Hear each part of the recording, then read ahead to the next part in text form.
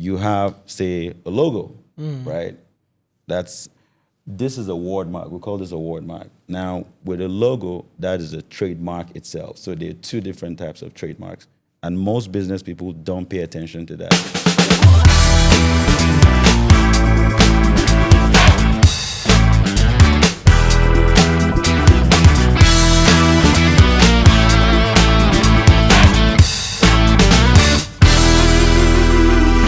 Hi guys, it's really good to be with you again today. Welcome to the Just That podcast with Timothy Kunat, where we bring you stories, conversations, insights, and more around business, culture shaping, entrepreneurship, and leadership from and around the city of Jos. As always, thank you for being with me today. Every single time you join this, session with me, every single time you come on this with me, it's very encouraging. I love to see your comments. I love to read the DMs that you send me, the emails you send, and it's really just helping us to build something really amazing. So thank you. And if this is your first time here, welcome. I am so excited. I'm so excited to have you here. But one question, though, where have you been? Why are you just joining us right now?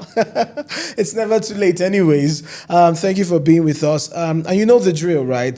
4 things I need you to do right now. Wherever you are, all over the world, hit the subscribe button if you haven't subscribed. Like this video, share this episode, and leave a comment. I really want to know where you're connecting from. I really want to know the things that stand out to you. And let's just build something really sweet. With this podcast.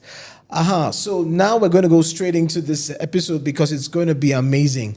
I have today, today's episode is going to be legal expose. And I have today with me Nanjul Wuyep, a Nigerian and American trained lawyer with over 13 years corporate practice experience and the founding partner of the law offices of Nanjul G. Wuyep. It's an international firm that handles cross-border transactions. You are most welcome, sir. It's really good to have you here today. Thanks, Timothy. It's really good to be here, from watching you and then sitting here and having conversation with you, especially around law. It's exciting. Couldn't be any better. Awesome. Thanks for having me. The first time I met you was at the conference you had here in Jos some months ago, and I couldn't get past the fact that you guys were doing some amazing stuff, and I just thought, hey, we need to bring you on the podcast because there are certain things that I heard that day that I think everybody needs to hear. Absolutely. Right. So, but before we get into all of that, a little bit about your background. How did you? What led you to law, and then how did you end up practicing in Nigeria and in the US? Thank you. I think law for me was a natural progression. I actually started as a science student in secondary school here in Nigeria. Oh. Yes. So I was failing my science subject so bad that I got screened, and then I was I was actually made to go to the art class, right? So that's exactly how I ended up becoming a lawyer, and I had to take the literature in English, which I was doing really great at, reading comprehension, analysis, and I have to give it to some of my teachers out there too. They were able to help fine-tune me, and I ended up just gravitating towards law because I could read and analyze. Yeah. Amazing. Yeah. Amazing. And then, so at what point did you then say, I want to have a practice in 2 countries, in Nigeria and in the US? Great question. That's an interesting one. So I started legal practice quite early here, and I did it aggressively. With my firm at the time, I used to take minutes in court and just the basic stuff. And within 5 to 6 years, I had done litigation, real estate, corporate practice. Just the Nigerian thing where all is muddled together. I think I tanked. I got to a point where it's like, okay, what are you doing now? And fortunately, I was able to make it to school internationally. It ended up being the University of San Francisco School of Law. So I landed in Silicon Valley, the heart of it, right? Where it's super challenging. It's a startup environment. People have ideas and all that. And I soaked it up so good that after some time you ask yourself, you're like, oh, okay, well, someone started this. Why not me? So, yeah. Awesome. Yeah. What would you say were like some of your earliest influences for law? John Grisham, I would say. My Auntie Hannah too, used to throw a lot of those books to me. My mom, so I read too many newspapers. Those were literally my toys. Hence me failing the sciences because I could, yeah. And then I think those were the major influences, reading and all that. I never really had any senior lawyers in my family. So that's it. That's pretty much it. Okay, so now we get into like the meat of this thing. Right. All right. For a person who is starting off a business, Yes. a founder in Jos, but not just in Jos, but in Nigeria, for Yes. as a whole, Yeah. what would you say are like the top 3 legal steps to take in the very first 6 months? Fantastic question. And let me give perspective to that, Okay. especially because many times legal aspect of business is Yes. not the first thing that any entrepreneur is thinking about. Correct. Sadly so. We live in a country where a lot of people are actually setting up businesses out of survival, unfortunately. Yeah. But then they're thinking about this, I need to make the product this, or I need to make the service this, and they're not really thinking Right. about this. So from your perspective and your experience, what would you say would be some of the like top 3 most important things that like an entrepreneur, a founder should put in place or think about in the very first 6 months? I think the first thing you have to start with is scribble down the idea. Personally, for me, my brain is not an archive. So you scribble your ideas down. It doesn't necessarily have to be a formal business plan. This is what I'm looking to do. Share with friends and family, the closest people to you. Then you get that feedback. The fundamental step after that is, of course, to do corporate compliance, business registration with the Corporate Affairs Commission. That is so foundational. I cannot emphasize that enough. So you would be stunned that so many businesses in Nigeria, the popular names that you know, are not properly registered. Yeah. Right. So that registration is super important. And it's not just important, you have to make sure that you choose the right entity type. So you find someone, for example, who did different entity types. We have the business name, we have the limited liability, which are like really popular ones, of course, then the non-profit organization, non-governmental organization.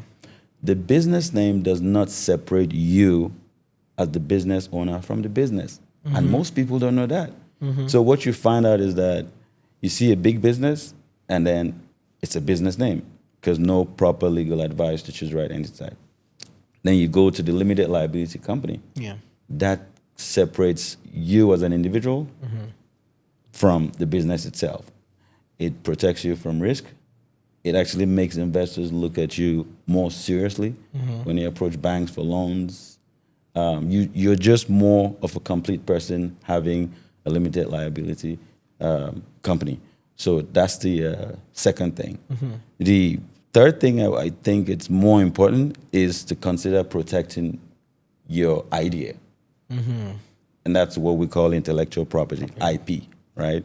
So people usually just have the name. We have I'm on Just Start with Timothy Kunat right now. Of course, that's a brand in and of itself. Yeah. It has to be trademarked with the Nigerian Ministry of Industry, Trade and Investment, right?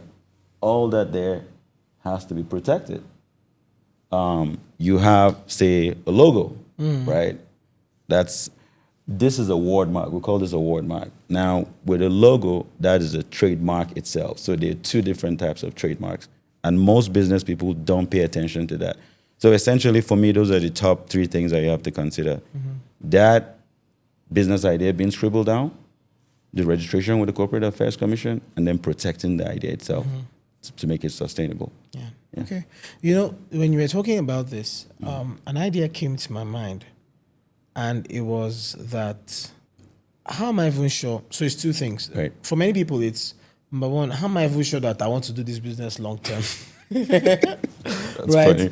I'm not sure I want to. Right. I'm still trying to test this thing, and you're telling me. Right. And then there's also the other side that a lot of people go to CAC and find out, okay, how much is it to register a business name? X amount. How much is it to register a company? Right. X amount.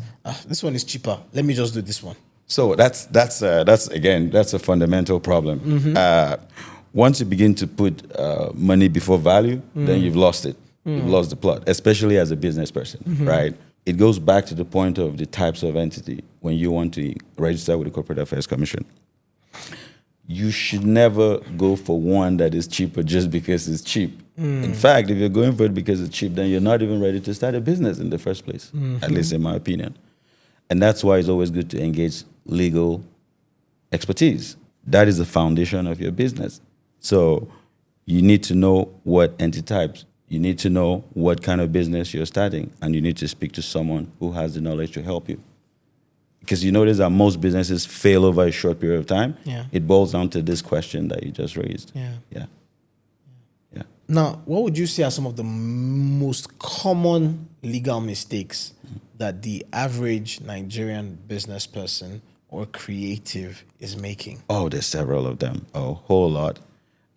One, probably not registering the company, obviously. Two, even if they register it, not choosing the right entity type. Three, would say not protecting the idea.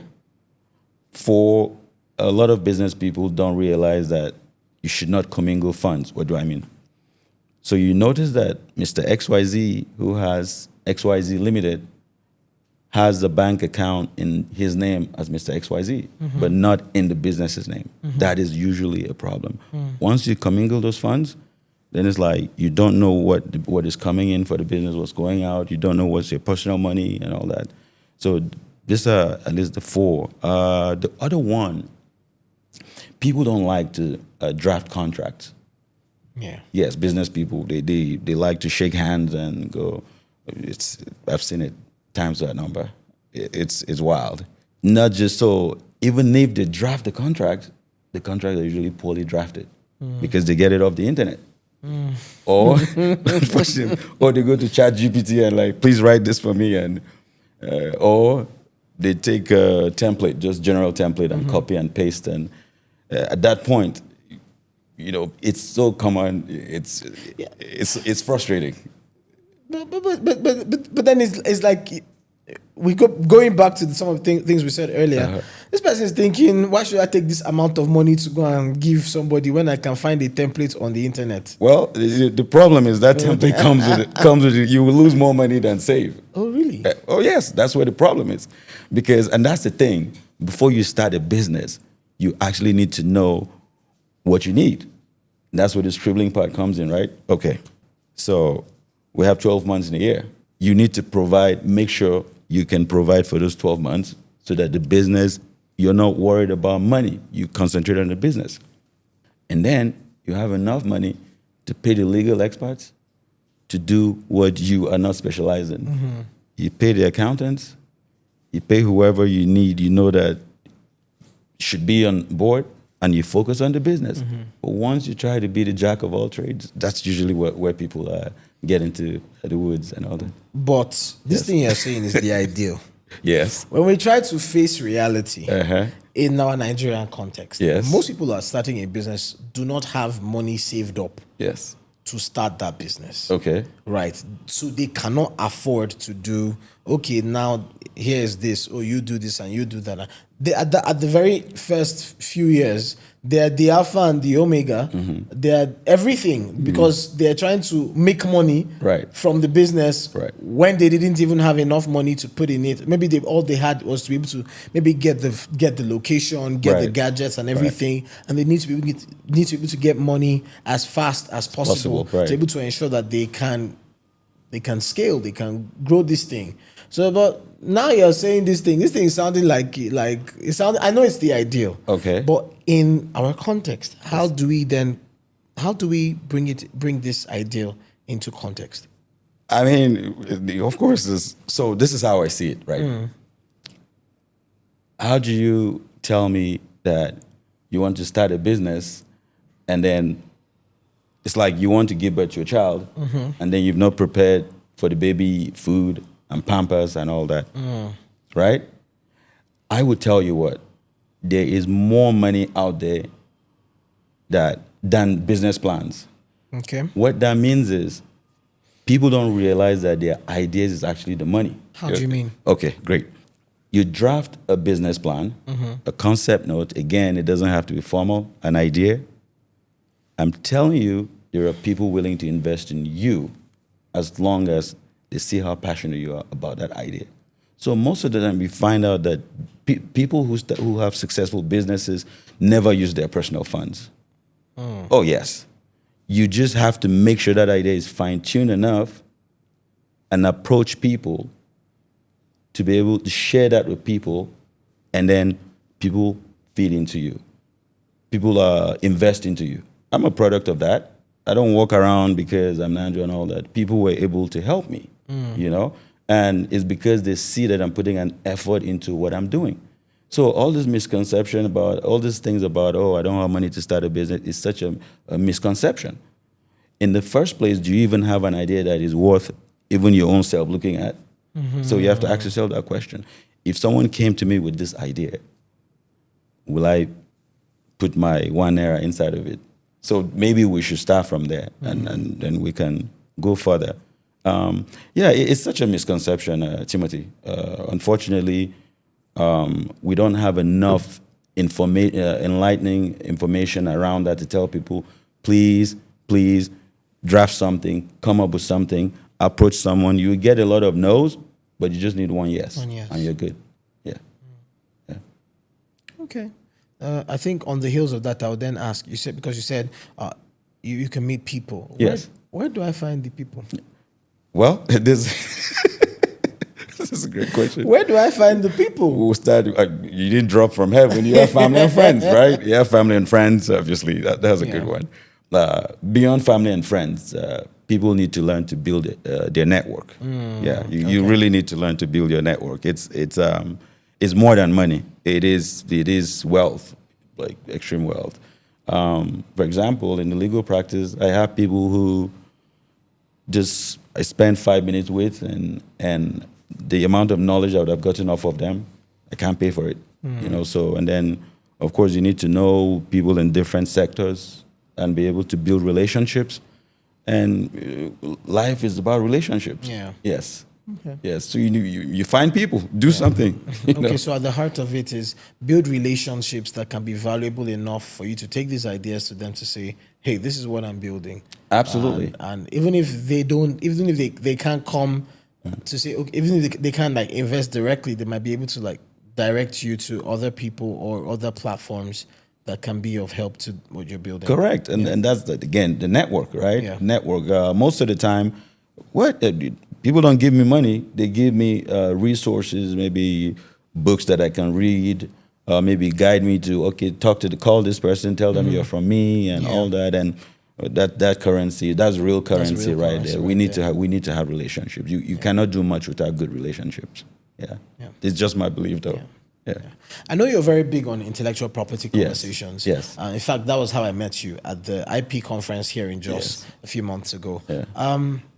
Why is IP so important that you've basically taken a large chunk of your life to focus on IP? IP is the new oil. Intellectual property is the new oil. Interesting. Oh, yes. Explain. Okay. So, naturally as humans, we're creative in nature. Yeah. And the law has set something called intellectual property. It's a framework that allows you to protect your creative process. So what is intellectual property? Start from there. Intellectual property is a creation of the mind. It's a creation of the mind. What that means is if you go and get something off the internet or off ChatGPT, that is not your property, right? IP is intangible assets. Businesses, it's gone are those days where businesses now, it's all about how big your building is or equipment and all that. There are intangible assets. What do we mean by intangible assets? Brands. Brands. For example, you look at you look at Coca-Cola. You don't need, even if it's not written, just see that red and black in the bottle, you just know, right? You just see that Coke bottle. Even if you're sleeping, you hold the Coke bottle, you know that this is Coke, right? You see a Nike, the swoosh. Yeah. You don't have to see Nike written. You just know they've been able to build that reputation over time. And the world has since gone beyond you just selling products and services. You need to protect yourself. I dedicated a chunk of my life into IP because of my connection to the Silicon Valley, Bay Area, right? So when I landed in America, right there in San Francisco, where I'm turning around. Of course, I came from a background of just corporate practice, real estate transaction, going to court, all that stuff. But when I got there, something switched. So when you're mingling with people who are constantly talking about a particular thing, or that is what is the thing going on there, you naturally it naturally becomes part of you. It's like habits, right? So we're in Silicon Valley where they started the Ubers, where they started the DoorDash, the Bolt that we use right now, all were imitations from Silicon Valley. And if you think about Bolt, you're not thinking of what do you call it, a product. You're just thinking of, you just call it, it will come get you. That is intellectual property right there. And so over time, I've come to realize that businesses are not, especially here in Nigeria and Plateau State particularly, businesses are not taking advantage of that. We have so many creators on the plateau that do not know their worth. And that is why I'm so passionate about intellectual property. Yeah. Now, taking off the last thing you said, a lot of creatives that don't know their worth. Yes. Intellectual property is still something that is not very well understood. Correct. By a lot of people, especially in the creative space. Yes. But of course, generally, for many business owners, yes. If you were to give a masterclass on IP, especially as it relates to the ideas that you have, the skills, something that somebody that's watching this goes and says, "Oh my goodness, I've been sleeping on this." Yes. What are the things you would say regarding intellectual property? First things first, whatever idea you have, it's the two regulatory bodies in the entire Nigeria that protect works. We have the Ministry of Industry, Trade and Investment, and we have the Nigerian Copyright Commission. So let's even start from let's list the types of intellectual property. Some people think there are 4, 5, depending on what you're looking at. We have trademarks, which mostly obviously has to do with your brand, your identity. Then we have copyrights. Okay. Copyrights protects mostly audiovisuals and written works.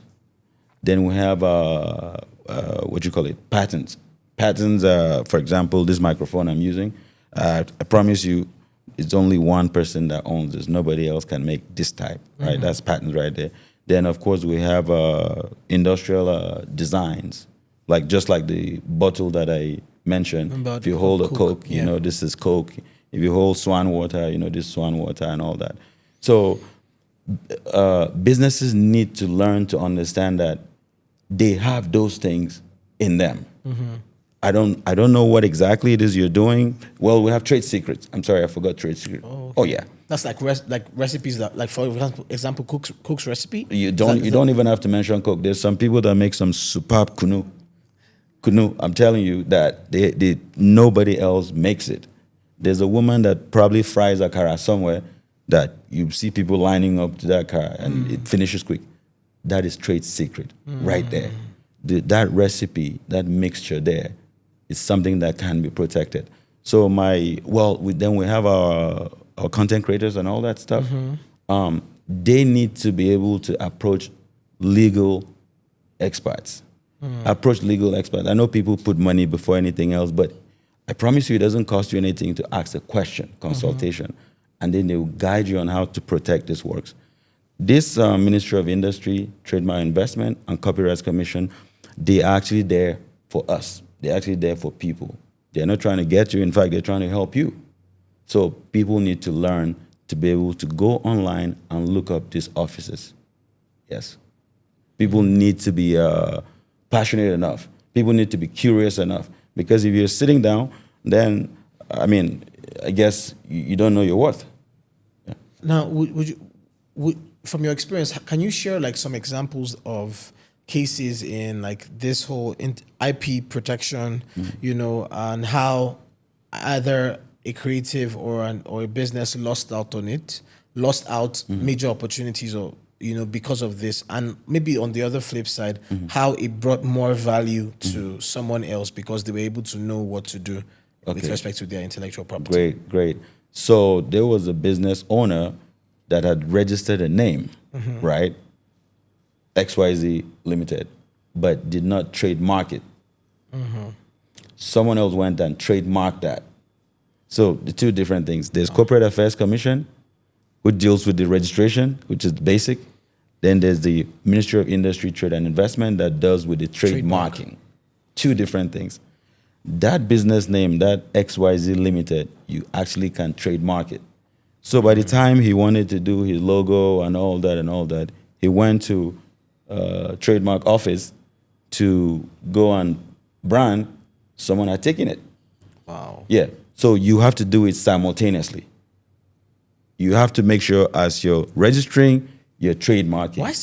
Why isn't there a system that makes that you can do it at once? Well, that's that question is beyond my pay grade. But this will be the federal government. Hopefully, we can have some meeting with that's a good question. Different offices have their different regulations, and that's why we always tell people: focus on your business. Let the lawyers do their job. Let the accountants do your job. And so you can't do everything. Leave the business that belongs to lawyers, and focus. They will help you figure this out with the Copyright Commission and the Trademark Office. Yeah. Now, we have a lot of creatives, like you mentioned, here on the plateau. Yes. Many creatives across the music, film, content creation, all sorts, right? And this concept of copyright and copyright infringement. Yes. A lot of people don't even understand that my copyright has been infringed upon. Correct. A lot of people don't even understand that there is value in this thing. Right. And that's also because of a knowledge gap. Correct. How do we bridge this knowledge gap for creatives across various creative expressions to understand that this work I'm even doing is like an asset? Right. How do we bridge the knowledge gap to get people to understand the real value in the value that they're creating? Good. I think sometimes we have to look at ourselves, first of all. You have to be curious. In today's world, there's so much information out there that you can easily access. Yeah. That's one. The other aspect is you need to be able to speak to the right people. It comes down to network again, right? It comes down to network. Who is in your circle? Who are you gisting with daily? Yeah. You become more like them, right? And the other aspect is the government. The government has a lot of work to do. Please, Plateau State government, federal government, we need help in the creative space. Yeah. Well, I know they're doing some great work, though, particularly this current government regarding some creative hub right now. So they need to create more enabling environment and awareness. They should have the budget for it to let these people know that this is what they can do. And then if you look at us at the law office of Nanjul Wuyep, but just how we met, I think we're doing a bit. It's not cheap, but we're constantly doing our bit. We're on radio, we're holding conferences, we're writing publications to make sure that our creatives are aware of these things. But I tell you what, most importantly, you have to be inquisitive. You have to be interested in yourself. You have to be interested in yourself, and then God will give you the rest. Yes. Still so much on this IP thing, because IPs. A lot of people are also losing money or leaving money on the table. Right. So the other time we were talking about something, and then you said, "Oh, you should protect this idea." Yes. Now, from the point where I have an idea, yes, or a concept, to the point where I execute it and it earns me money. Yes. Walk us through the process from a legal point of view. Okay. That ensures that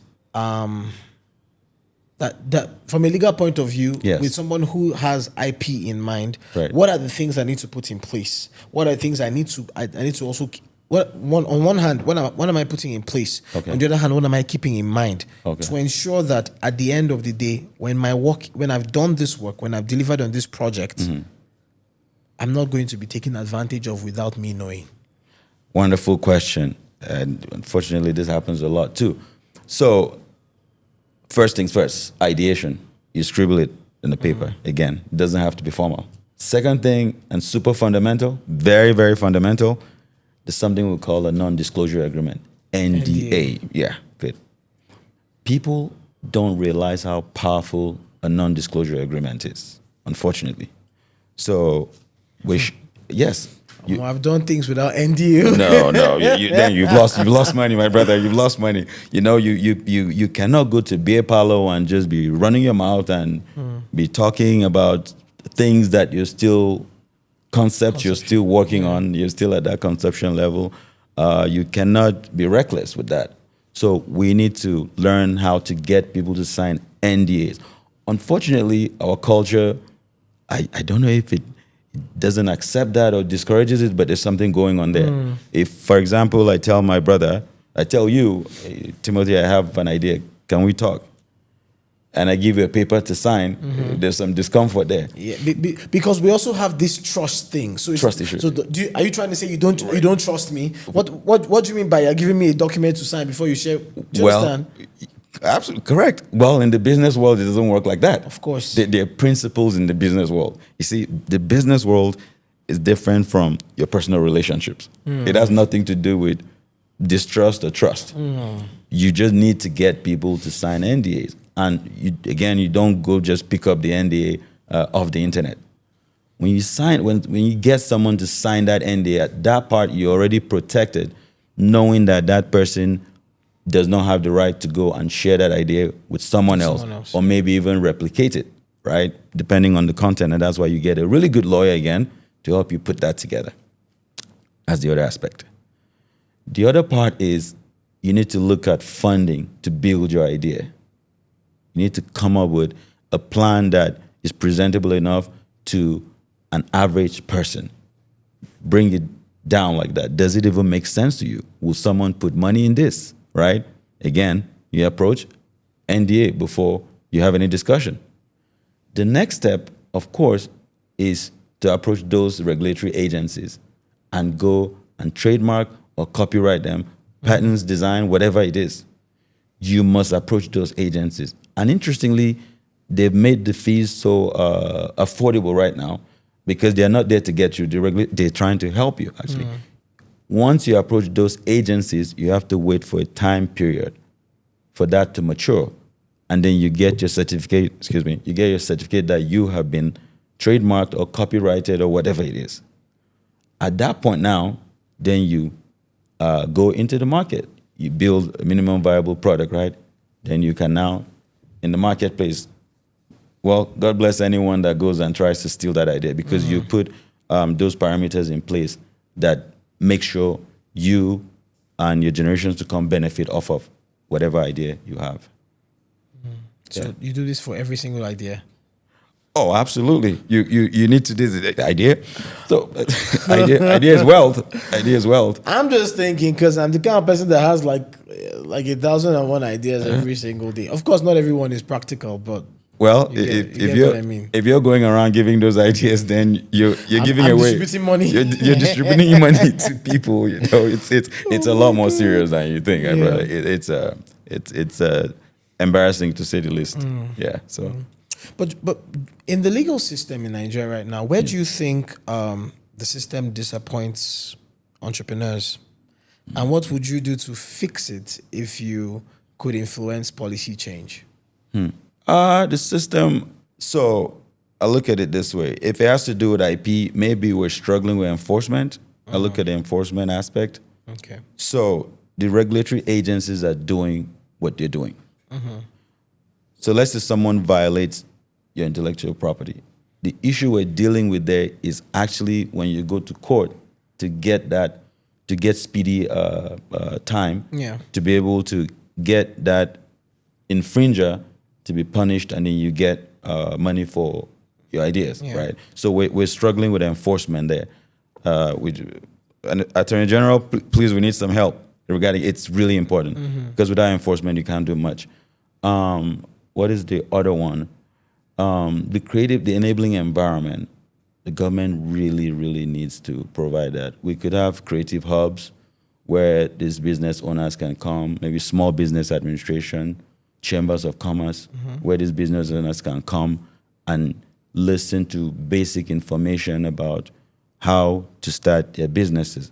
The government all around the world does that. We need that. That would be a game changer. The other aspect is maybe overburdening the businesses with maybe some levies here and there. You know, I believe there's a new tax law coming in January 2026, I'm sorry, which I think would make a huge difference. But the government prior to now, rather, there's been too many levies. This association is collecting this and collecting that. That really disturbs businesses. So for me, those are the factors that are not. Those are not all, but those are just the three that I think come to mind. Yeah, come to mind right now. Yeah. So like the other side of the question was if you could influence policy change, especially on the legal constraints that a lot of businesses face, that is systemic. Okay. Right, that stems from actually the legal systems in the country. What are some of the things that you would so if I had to change a policy, I would make business registration a lot more efficient. I would build a system where a business could be registered within 24 hours, because a business owner should not be worried about registration. They should be focused on the business. As long as they're able to comply, they should be able to get that attended to and get that document, that legitimate document tendered quickly. Right. The other aspect is business grants. Business grants, they need to be a lot more accessible. Again, most of these business owners don't have personal funds and all that. As long as you meet a certain criteria, you have your registration, we're able to verify your identity, see that you're actually serious, see the business plan and see your projections, I would make sure that businesses get their takeoff money. Also, I would ensure that those businesses are monitored and how they spend those funds. Monitoring, that's a major problem. Oh, it is. So most of the time you see the few ones I know, you get grants and they give you XYZ amount and then the business owner just goes away. But a business owner sometimes like a child. You as the government, as the agency, you need to be able to say, okay, well, let's look at your books this month. Okay, you spend this. How did you spend it? Where are you? See that movement. So that monitoring is such a critical aspect of things. You will notice that most businesses fail after 3 years, 4 or 5 years, max after 10 years. So we're no longer building generational wealth because of this lack of monitoring. So I would want to change that if I had my way. Also, I would ensure that before you get grants, you must, for example, obviously you will be registered. I'll make sure that you protect your intellectual property so that we can unclog the docket. So you don't come and disturb us, oh, someone stole my property. I'll make you do it from the beginning as a condition for you to get whatever benefits I'm willing to give you as a government. Yeah. So let me go back a little because I just got another question. Sure. On this intellectual property of the last thing that you said. Yes. Music. Yeah. This place is a home of a lot of music. It is. When I put on music, what is is it automatically copyrighted? Or do I have to go to the Copyright Commission and then is it something I can also do by myself? Great questions. So your music is not automatically copyrighted. So somebody else can use it and make money off it somewhere else. If you allow it, naturally. So any creative work is your work, quite right. However, you're advised to take an extra step. Yes, when someone violates it, it's yours. You can get judgment or whatever, but you need to take that extra step to copyright it and that is when you now have the full rights to be able to get penalties off of whoever has used it. That's how it goes. And it's not even, Timothy, it's not even that crazy right now anymore. I don't know about you doing yourself, because I'm an advocate for always consulting legal counsel. I'm an advocate for it. Please don't attempt to do it yourself. So there's no DIY in this. No, I would not advise that. Not. That's a good one. No, I would not. No, I would not advise anyone to DIY. There are certain things. I'm telling you, my brother. I just wash my hands off of it. Don't try to copyright yourself. Please consult a lawyer, in fact, to educate you before you even release that music. Yes, please. Yeah. DIY. That's funny. I mean, okay. Well, Yeah. because really, I'm thinking, how do we make this like really simple? If someone is listening to me and they're in the music space or they're content creators or whatever, Right. How do they ensure that? I'm just thinking, how do they ensure that everything, all with respect to their intellectual property, is properly? Can you repeat that protected? again? The other one. Which one? That if someone music. Okay, is being so if someone is watching this and they're like involved in maybe any part of the creative industry, Yes. I'm just thinking about thinking about it and saying, how do they ensure that every part of their intellectual property is very well protected without them having to go through a lot of bottlenecks? Well, there's something we call a work for hire. Okay. Yes. So if a collective is involved in this process, for example, well, the man behind the camera, the lighting and all that, are they working as employees of this, or they're working as independent contractors? Now, if you're an employee, then you don't have any benefit to this because you're already being paid your salary. Now, if you're independent contractor, right? You are hired to do your job. Most likely in the agreement, you have to impute, you who is benefiting off of that independent contractor, you have to make sure that, hey, whatever you contribute here, it is not yours. You've been paid. You're just doing your job and then you're leaving. Right. But once you don't define those things, then that is where the problem is. Yes. There's someone there has to be a contract that makes sure who owns what. That foundational contract is very, very important. And that's why we say before you start anything, talk to legal counsel, talk to a lawyer.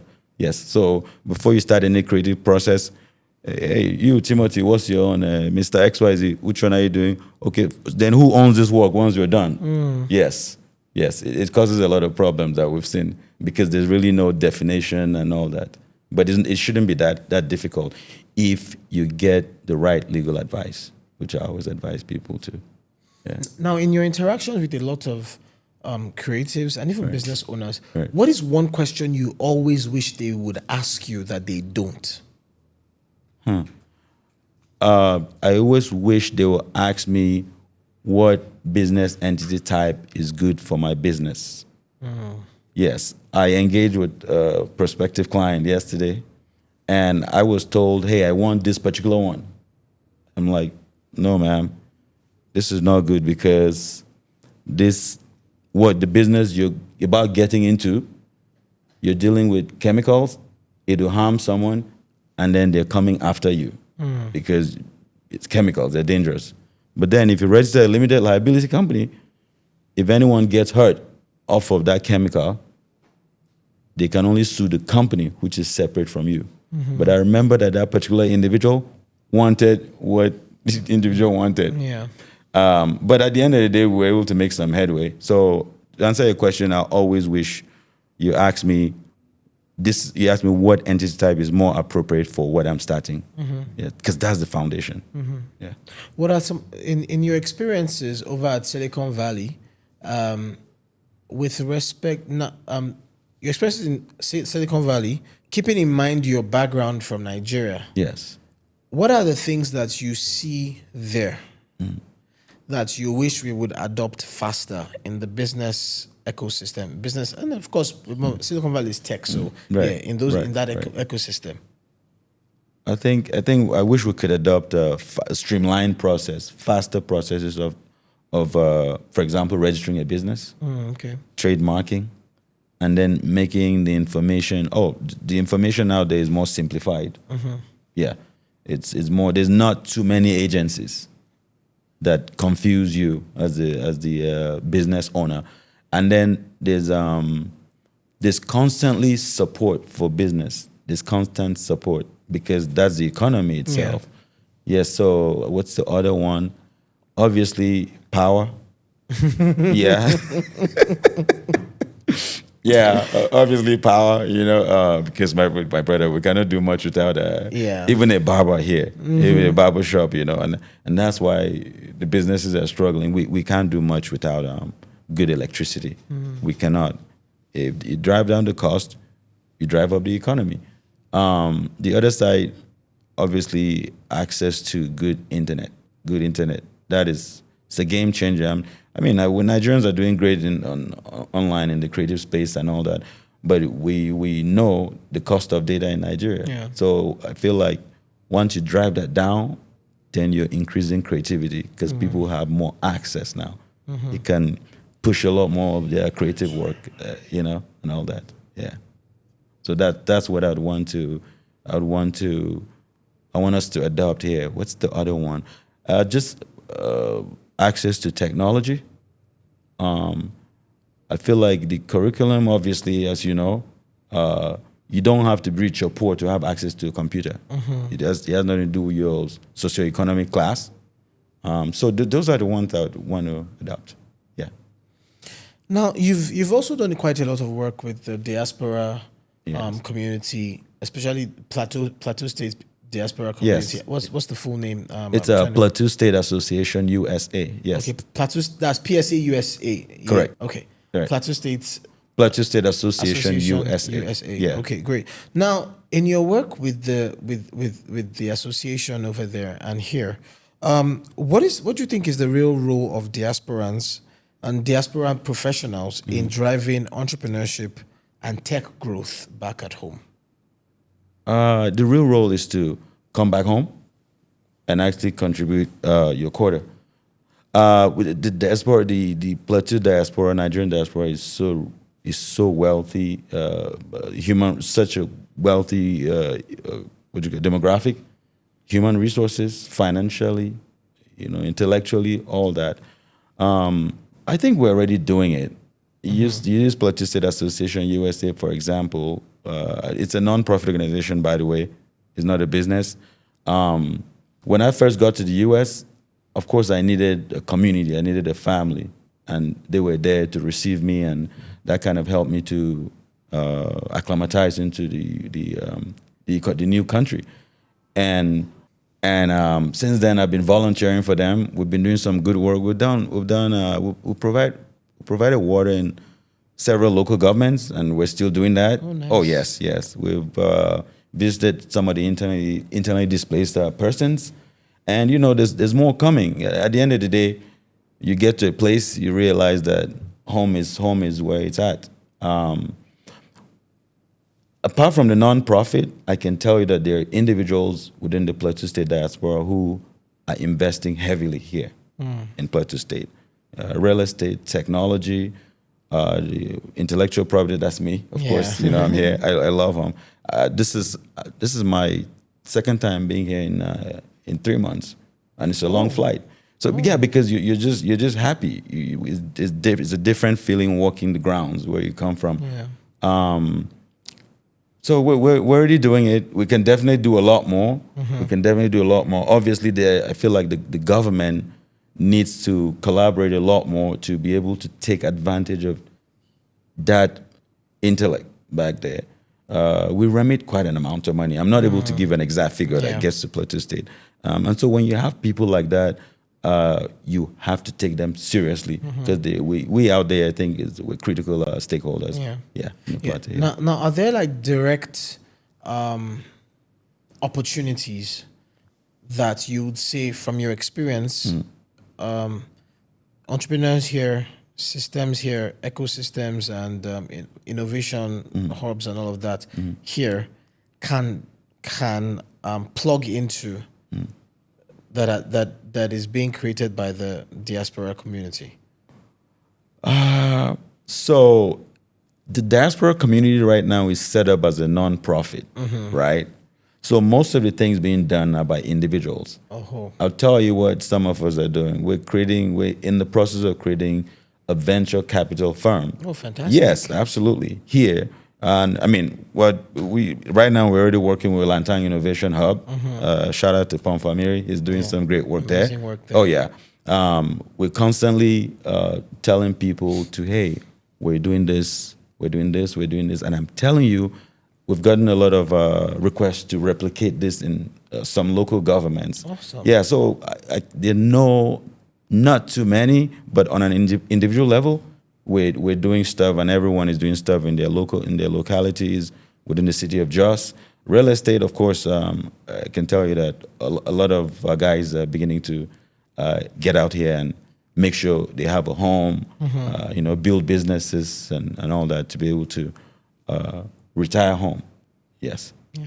Now, in this, right, what partnership model do you think will work best when the diasporan community wants to support directly, support local businesses directly? Now, you've mentioned the idea of a venture capitalist system. I want you to talk a little bit about that in terms of how. So if you see 5, 10, 20 businesses, yes, what does this system look like to be able to enable them become stronger and bigger businesses?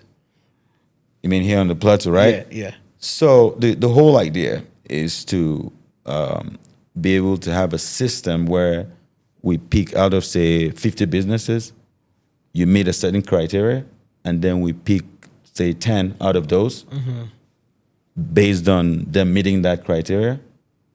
And then we take them and we literally grow them. Fantastic. Right. Yes, you're the business owner, you own it quite all right, but you don't know everything. So we become part of you and help you grow that business. And then we keep repeating that, So just like that, the ecosystem would automatically grow, because these small business owners, I tell you, I believe they drive the city of Jos, I believe they drive Plateau State, I believe they drive the economy. Yeah. And so they need to be nurtured accordingly. Yeah. We're not just going to give you money, okay, go away. Course. No. There has to be the expertise of a lawyer, the expertise of how you can manage your books, how you can buy your products more efficiently, generally how you can run your business. Yeah. So at the end of the day, you're actually training the business owner to be a better businesswoman. Then naturally they scale on themselves. You let them fly. Amazing. Yes. Now, are there specific sectors or industries from, in your opinion, that you think have the greatest potential for growth in the next 5 years? Agriculture, tourism, especially. Are we talking about Plateau State, Jos? Yeah. But well, here Plateau State first. Right. Then we can expand it to the rest of the country. So agriculture, that's a no-brainer. Yeah, it's a no-brainer. Yes. When I'm buying the other day I was buying, it's 6 potato for about $5.56. Bro, it was not funny. Knowing that I come from the home of good potato, organic potato for that matter. So agri-food would never go out of fashion. Tourism, of course, we're known for that. Yeah. The weather is amazing. The sights to see, wonderful. The people are really cool. You know that. So tourism, I feel like we can definitely own Niger using tourism, Plateau State. You look at the creative space. The creative. Come on, like Plateau State is known for. That's what we're known for, right? Music, playing soccer, basketball, writing. Yeah, fashion. The creative space is just amazing. that sector definitely needs to be that's a $1 billion sector that I feel hasn't been tapped into. What is the other? Oh man, I think those are the three right off the top of my head. I would say, yeah, those are the three. Okay, so I mean, if you're listening to this, you can already take a cue from what he's saying and know how you can position yourself along this particular value. But you didn't mention anything about mining. That's controversial. Well, I mean, depending on who is asking. Yeah, because I mean, I know that there is quite some mineral deposit here. We have Plateau State is not a tin city, right? Yeah. But we know too how that has kind of damaged our environment in the past. Yeah, actually. Yeah. But apart from that, of course, we have mineral resources. It's Plateau State, my brother. It's just. I feel like we only need a more sanitized system. If you're able to meet the right criteria and then you have the right permits, you should be able to mine. But again, it boils down to doing it the right way. You know what is going on as we hear on pages of newspapers and all that. Yeah. So we just need to sanitize that. Mining, it's a limitless space here on the plateau. Only that there's a lot of work that needs to be done there. Okay. Yes. Now, for the law offices, yes, what are services and systems that are being put in place for the creative economy and for local entrepreneurs here in Jos? So with us, we'll trademark you in little to no time, almost exactly the regulatory time frame required. If you approach us, because we know how important that is, we don't play with that. The other aspect is we're always willing to answer your questions, because that's where most people make mistakes. They don't ask questions, and so they don't get the right answer because you don't talk. The other aspect too is we're very accessible. Most people on WhatsApp, they can always calls, emails, where we always responding. I think that's pretty much it. That's pretty much it. We're actually looking to collaborate with the government. We're happy to be technical partners because I know they're doing a lot in that creative space. For sure, I would give that to the government. And we're always willing to support our creatives. I mean, we had a lot of them come during the IP conference, and it was great to meet them. Yeah. So those are the systems that are put in place. What's the other one?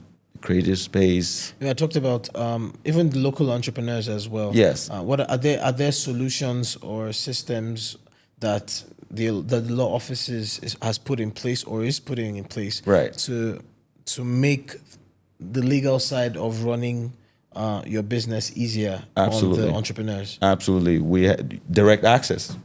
Direct access. We're not trying to make you go through different secretaries to talk to us.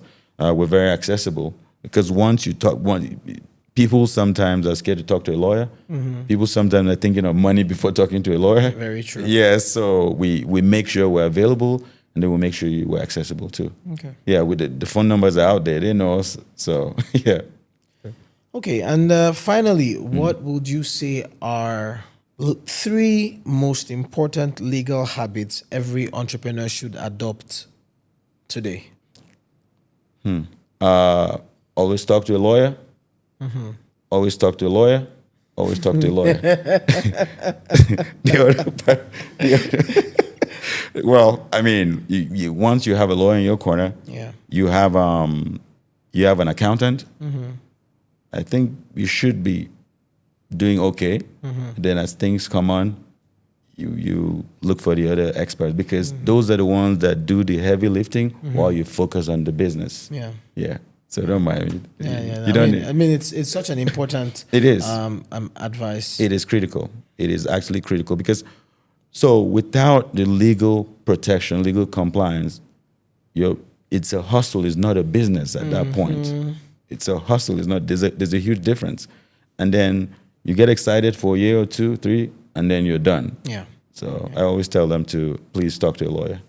Yeah. Okay. So just a few rapid questions. Right. What one book changed your thinking? the most Oh, like a man. book that really impacted you as an individual and maybe in your career? That's a difficult one because, man, I read a lot of books. Okay, so let's make it 3.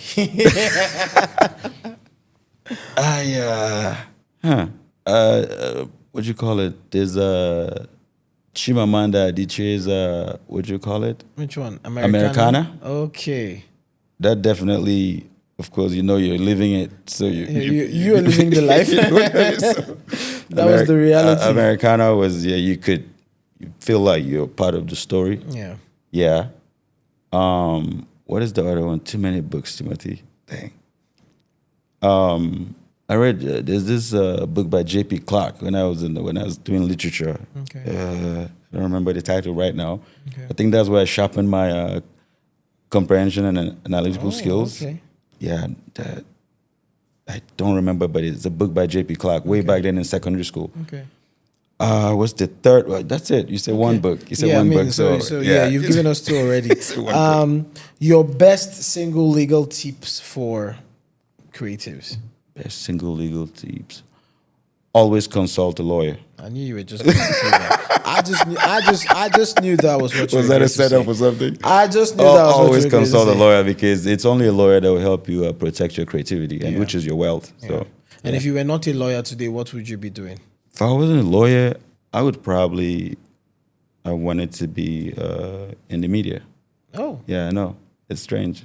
Yeah, at some point I was interested in mass communication. okay. At some point I did all the little radio programs in Abuja, Nigeria. So yeah, I just enjoyed it because I was reading a lot of newspapers and all that stuff growing up. So yeah, I know it's quite odd, right? Yeah, interesting. Okay, and finally, in turning creativity to wealth, Right. what key things should I look out for? Turning creativity into wealth. Be vigilant on on how your work is being used, because a lot of people don't know that their works are being infringed on. Always renew your marks, Trademarks. your trademarks, your I think copyright. it's every 7 years. Yes, thereabout. Yeah. Always make sure you have that in auto, and that's why it's good to retain legal counsel so you don't forget. Yeah. Because once you forget, then you lose it, and then you have to. Those are pretty much what I would be. Talk to a lawyer. Always don't forget that renewal. Renewal. Because what would it cost you to renew? Yeah. Yeah, that's your wealth right there. So always renew. People think you could trademark or copyright your work and then you're good to go. That's all. No. There's more. There's more to that. You literally have to keep. It's like servicing a car. You can't be driving a car and not servicing it. Yeah, very true. Yeah. So that's pretty much it. Awesome. Thank you so much. I appreciate you. This man. has been a quite legal expose. I have many things to go back to think about. A few things that I need to even still ask you Yes. privately off the cameras. Yes.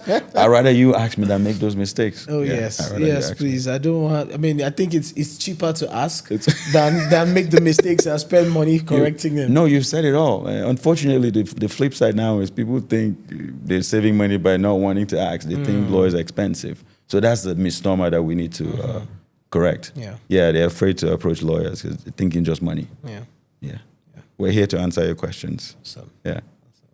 Thank you so much, Nanjul. This has appreciate been it, man. really good. I appreciate it. And Thank you. I'm glad that you guys were here watching this. If you need to sit down and watch this again and watch this a third time and watch this with all your staff, if you have staff, or just watch it with your creative community, whatever it is. But take time to go through this over and over again because many of these questions that we asked are things that you need to just listen, and I'm sure that some of them are questions that you also have with respect to like the legal sides of your business. Right. It has been really good being with you today. Thank you for joining us on today's episode. My name is Timothy. Again, of course, by now you already know.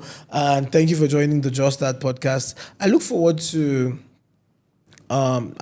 seeing you again at the very next episode. Once again, thank you so much, Nanjul. My pleasure. This has been totally pleasure. amazing. My pleasure. And Great to I'm know. sure that we'll have questions that I will share to you. I am happy to answer from them. the emails because people write to me via email Okay. and also like send me DMs as well Okay. or leave comments. So looking forward to to doing this, and hopefully maybe in another time we can actually do another episode. I am happy going to. even deeper. I'm happy to chat with you. Other aspects of this legal thing. Yes, please. I'm Thank happy you to so answer. much. We love answering questions. Awesome. So, yeah. Yeah. Thank you. Thank I you. appreciate you, man. Thank you. Thanks, man. Awesome. Till I come to you again, take care and have a wonderful, wonderful week.